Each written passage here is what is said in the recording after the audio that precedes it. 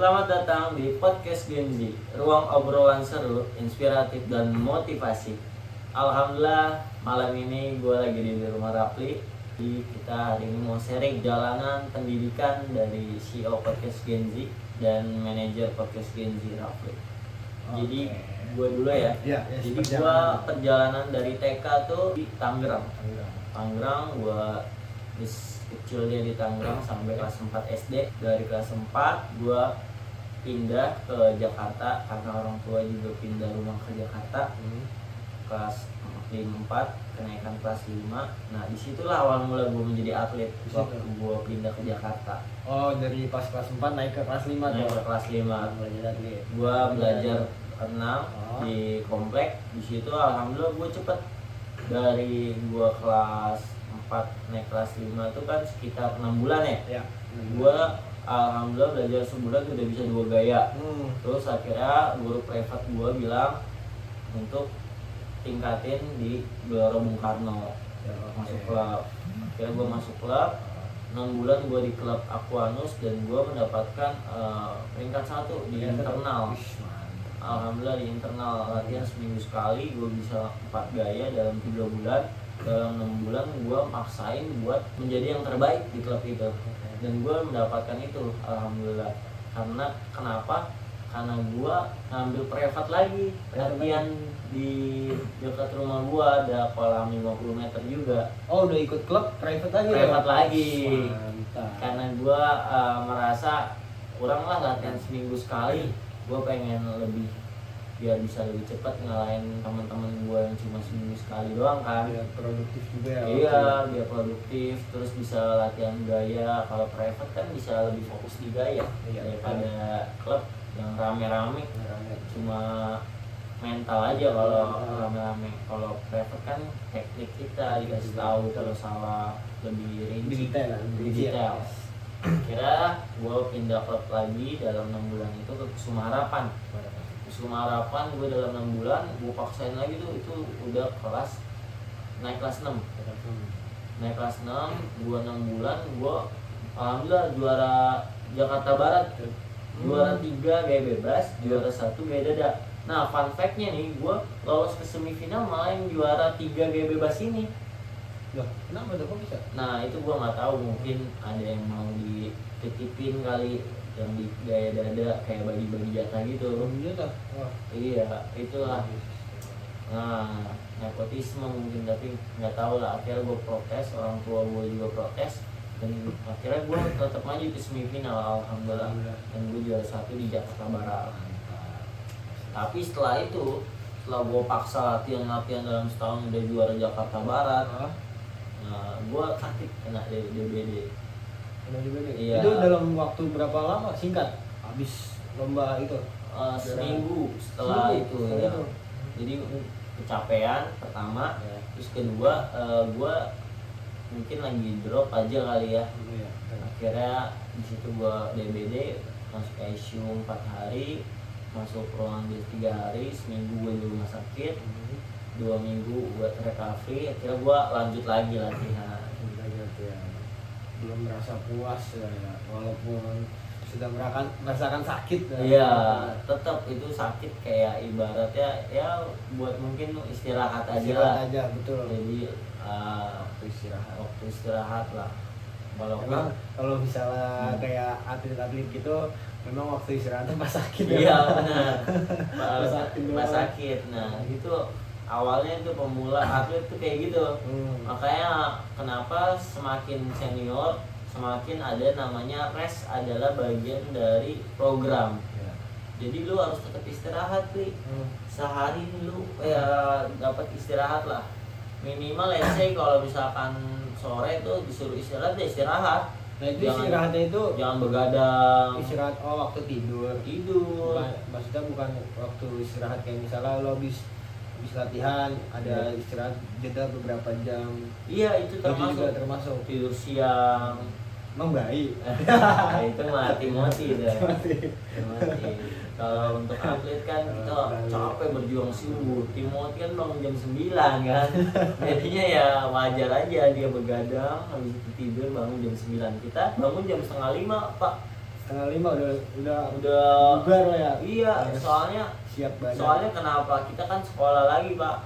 Jam 7-nya udah sekolah. Jadi ya. 6:30 tuh latihan sampai jam 6:30, jam 7-nya udah sekolah. Udah langsung latihan dulu tuh sebelum latihan sekolah. Dulu. Makanya gue pernah dikatain nih buat yang ngatain gue nih waktu SMP nih. Dikatain bawa telur gue. Bawa telur? Iya. Kenapa? Sama bokap favorit. Karena awal latihan dulu tuh renang. Iya. Terus itu makan telur gua. Makan telur. biar semangat, biar ada power kan di sekolah, bukan di latihan doang ada power. Di pendidikan juga perlu power. Biar fokus lah. Biar fokus. Tapi ya efeknya dibilang bau favorit karena mandi gua kan buru-buru ya, pulang. Terus waktu makan telur juga buru-buru, mungkin belum sikat gigi segala macam gitu. Dan ya tapi nggak apa-apa lah, itu bagian dari proses. Dan orang yang ngatain gue nggak tahu dia kemana sekarang gitu kan. Dan sekarang gue udah bisa buat podcast Gen Z yang inspirasi dan juga bisa jadi pelatih renang, alhamdulillah. Itu jenjang SMP gimana tuh Pak? Nah ini masuk ke jenjang SMP yang dimana gue masuk klub paling besar di Indonesia. 10 besar, namanya Parisakti. Parisakti Swimming Club yang ownernya dulu tuh foundernya tuh almarhum Raja Nasution. Keluarga besar dalam olahraga renang tuh beliau. Diturunin oleh Elvira Nasution, Elsa Nasution, Kevin Nasution, dan Akbar Nasution yang sekarang menjadi founder Adiaksa dan juga owner Parisakti saat ini, yang kita sudah wawancara juga di episode 3. Founder ya, dia founder ya. Iya, dia founder Adiaksa dan juga owner Parisakti. Yang dulu gua tuh itu di Parisakti sebagai apa? Sekarang atau waktu dulu SMP atlet awal atlet renang. Dan di situ gua mendapatkan waktu terbaik gua, juara 3 DKI Jakarta. Yang gue sering dikatain gue telur, favoritnya itu gue udah juara 3 DKI bos. Yang ngatain gue lu juara apa gitu kan. Nah tapi itu tantangan lah buat kita. Jadi betul. Yang selamanya kita dikatain belum tentu dia lebih baik daripada kita. Jangan menilai orang dari sebelah mata Pak. Betul, harus nilai dari kedua mata. Betul, karena kita mau punya kedua mata. Betul. Tidak boleh kita sibukkan satu gitu Pak. Iya. Jadi tetaplah berjuang walaupun lu dibilang apapun itu, tetap berjuang selama itu positif. Lanjut ya, gua tuh kecewa sebenarnya sama sekolah gua. Awalnya aja support, gua tuh keren Pak. Jadi yang lain disuruh stop nih ketika telat nih, suruh bersihin taman dulu segala macam. Gua langsung masuk Pak, karena gua berprestasi. Gua langsung masuk, iya, udah kayak pejabat. Gua dikasih jalan, dibukain pagar yang tadinya dikunci. Tapi itu cuma berlaku 6 bulan. Kenapa? Mungkin ada yang protes Pak, siswa mungkin. Iya, kok dia dikasih masuk gitu, dikasih masukan gitu, masukan yang bodoh. Tapi SMP itu swasta dulu? Negeri Pak. Oh, negeri. Jadi orang lagi pada ngaji dulu kan, kurikulumnya ngaji Pak. Pagi-pagi gue masuk kelas tok gue masuk masih pada ngaji. Betul. Yang di luar masih pada nyapu taman. Biasanya baca ini nggak sih Asmaul Husna. Iya, dulu tuh zamannya tuh bagus. Alhamdulillah 6 bulan gue kayak gitu tuh, berasa Pak anak privilege lah. Tapi ya karena habis latihan. Tapi merasa bersalah nggak sih, kayak misalnya wah gue nggak disiplin nih sama murid lain, istilahnya lu telat boleh masuk gitu, yang lain sedangkan dihukum. Kayak lu merasa diri lu merasa nggak adil nggak sih? Seharusnya gue dihukum gitu sama seperti dia. Enggak Pak. Soalnya gue kan latihan subuh Pak, mereka kan habis dari tidur.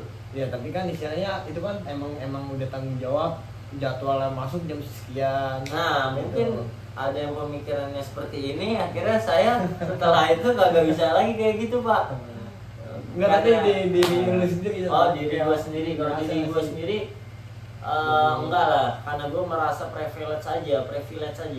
Karena mungkin yang lu bilang tuh lu belum ngerasain yang gue rasain. Karena gue ngerasain bangunnya lebih subuh lagi waktu itu jam 4. Prepare-nya buat latihan buat perjalanan segala macam, belum lagi dari sana ke sekolah kan macet dan sebagainya. Gue habis latihan itu dan makan telur aja, yang gue bilang buru telur tuh pak, gue makan di jalan itu pak, biar gue nggak buru-buru. Itu udah buru-buru itu, jadi makannya harus di jalan gitu ya. Terus langsung gue 6 bulan kemudian gue di stopin. Privilege aja habis tuh. Udah habis privilege ya, disuruh nyapu gue segala macam. Terus ada O2SN, itu kerjaan yang pertama gue disamain sama orang yang biasa gitu. Terus yang kedua, gue gak dikasih info lomba lagi pak. Padahal kan sekolah. Iya, padahal kan yang bangga sekolah juga gitu. Tapi kenapa dia informasi nggak dapet, nggak diinfoin gitu? Apa dia ngasih ke sekolah lain gitu kan? Kita nggak ada yang tahu. Akhirnya ada yang peduli, alhamdulillah sama gua pindah ke Kabupaten Tangerang. Karena faktor sekolah dan faktor ekonomi juga sebenarnya. Ekonomi itu mahal pak, klub di GBK tuh. Jadi ekonomi gua keluarga waktu itu middle lah. Jadi nggak middle up, jadinya kita kekurangan vitamin, kekurangan kayak fresh banget. serba pas. Jadi kita kalau mau beli buah ya, beli vitamin itu agak sulit gitu. Protein agak sulit ya kan, kita atlet butuh lebih ekstra dari manusia biasa kan. Pindahlah gua ke Kabupaten Tangerang kelas 2 SMP. Di Kabupaten Tangerang gue setahun kelas 2 SMP sejahtera pak, alhamdulillah. Dikasih jajan gocap sehari. Dari siapa? Dari ketua PRSI Kabupaten Tangerang. Kolam berenang gratis, diantar jemput, disupport. Buat ada fun fact-nya lagi pak, ada dramanya. Buat dampingin anaknya.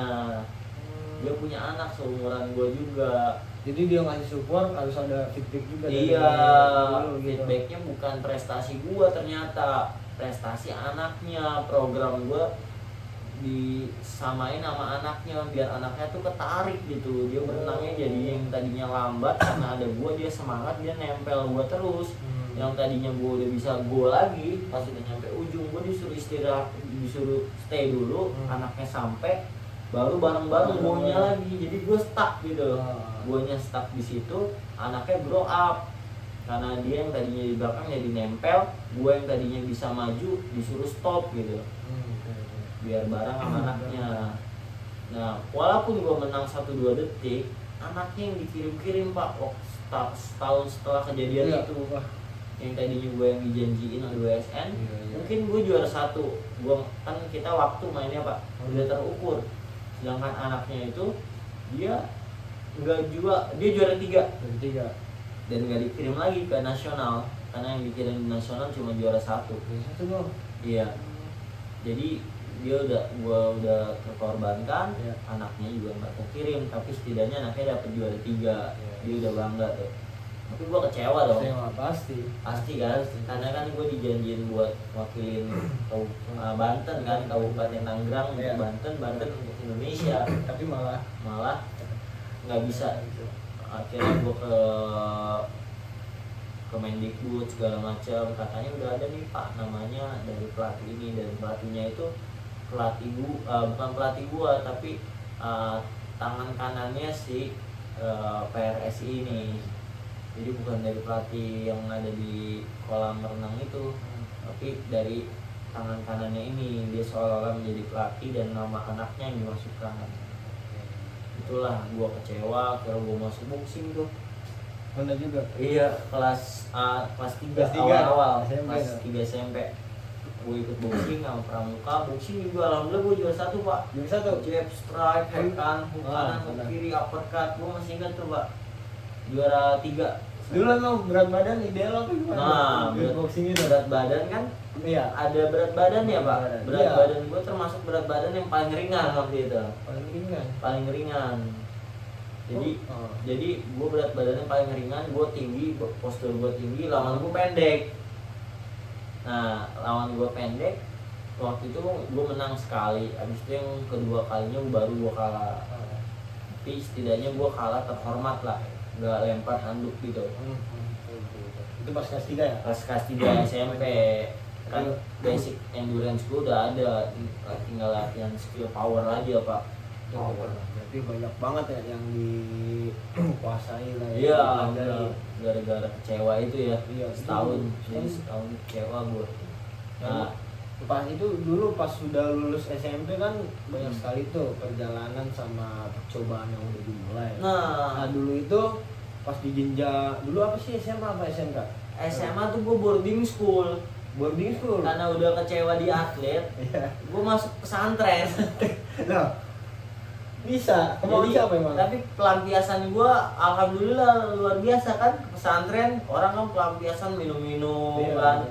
Pergaulan muda, pacaran sebagaimana. Kalau gue pelampiasannya ke olahraga lagi, boxing lagi, pramuka lagi. Tapi orang tua gue udahlah stop lah olahraga, perbaikin agama aja. Oh, disitulah. Alhamdulillah gue dibawa ke pesantren, pondok pesantren Darul Qolam 2, Jayanti Gintung di Tangerang. Tangerang juga masih ya. Itu sampai 3 tahun tuh pesantren. 3 tahun Pak. Alhamdulillah di pesantren tuh banyak banget saya belajar Pak. Belajar public speaking. Di pesantren tuh nggak boleh ngomong Indonesia Pak. Nggak boleh. Nggak boleh Pak. Ngomongnya bahasa Arab sama bahasa Inggris. Assalamualaikum, kaifa haluk? Gitu. Ana ilaika masjid, ana min hujroh. Gitu. Sampai di kamar aja nih Pak. Jadi ada bagian bahasa, bagian pendidikan, bagian pramuka, bagian keamanan, kebersihan, banyak lah bagiannya Pak. Kesehatan, aneh tuh bagian pramuka. Jadi setiap hari Kamis tuh itu hari pramuka. Kamis. Iya. Oh, terbalik tuh kalau anak sekolah biasa Rabu. Rabu ya. Kalau di sana Kamis. Kamis. Nah, setiap hari Kamis tuh Pak, itu hari pramuka kan, yang tadinya subuh-subuh itu bagian ibadah, yang ngitungin orang buat. Jadi kita tuh kalau misalkan mau sholat gitu Pak, ada waktu-waktu tertentu dihitungin Pak. Namanya dihitungin? Orang-orang yang di kamar tuh dihitungin. Atau komsa kalau pakai bahasa Arab sampai 5. Wahid, Isnani, Salasa, Arba, Walahir, terakhir kan. Kalau bisa 5 gimana? Udah Pak, dijejerin Pak. Dijejerin. Ntar ada teman kita yang muter, yang kalau yang ngumpet di apa? Bawa dicambuk Pak. Dicambuk. Iya. Bawa apa namanya? Rotan. Rotan. Dicambuk buat keluar, kalau sakit ya dibiarin sakit, dicek terus dibawa ke UKS gitu kan, ada UKS-nya. Kalau misalkan dia ngumpet dicambuk, dijejerin tergantung tuh yang tengah-tengahnya nih yang ngitung tadi mau ngapain, mau dirotan lagi atau disuruh push up, tergantung Pak, tergantung. Kalau misalkan push up bareng-bareng tuh pakai sarung, pakai peci, pakai koko.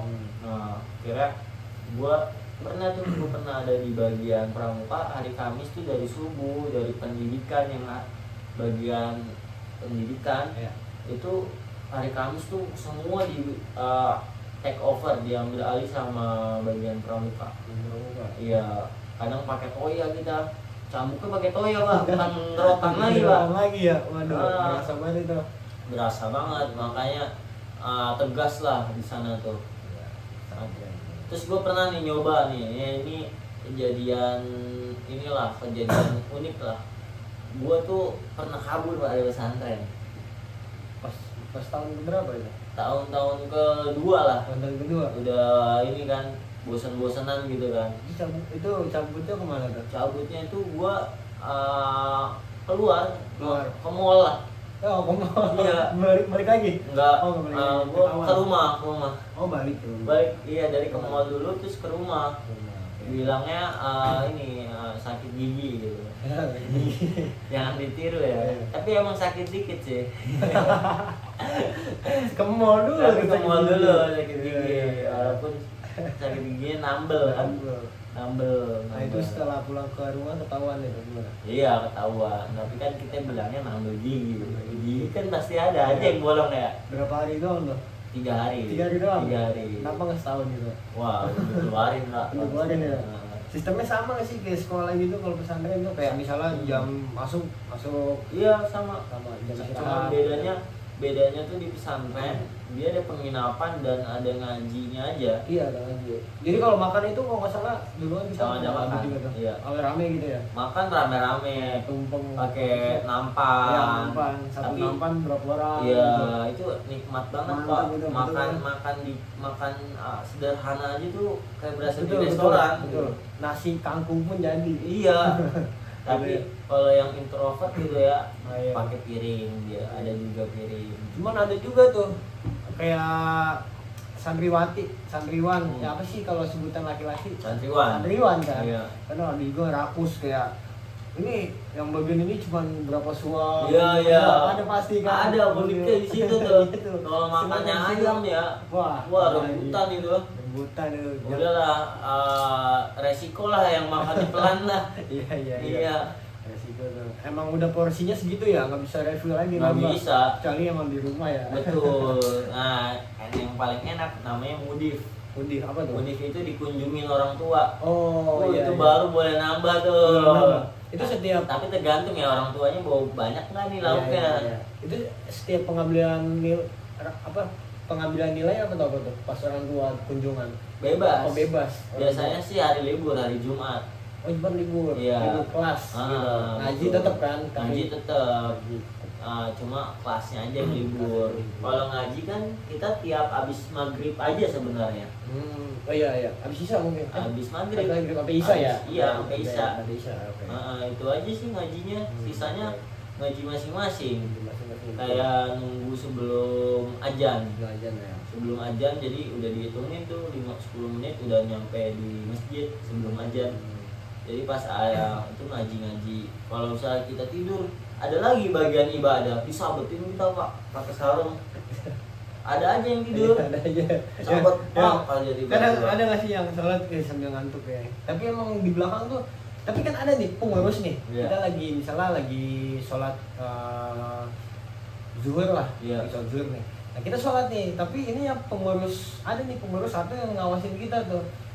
Ada nggak sih kadang di pesantren yang mantau kita sholat gitu.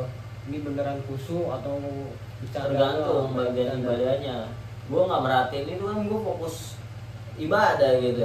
Dan gue bukan bagian ibadah, jadinya kurang tahu lah kalau ada yang merhatiin atau enggak. Tapi yang pasti itu sebelum sholat itu sama setelah sholat pas lagi doa tuh ada tuh yang keliling tuh. Iya. Memastikan kita doa dengan benar, bukan yang gini nih. Nah, kalau udah kayak gini nih, apalagi subuh tuh, buset bawa air pengurus Pak, bawa kayak gini Pak, nih, terus disiram basah aja ntar baju, padahal belum mandi udah basah. Dingin. Iya.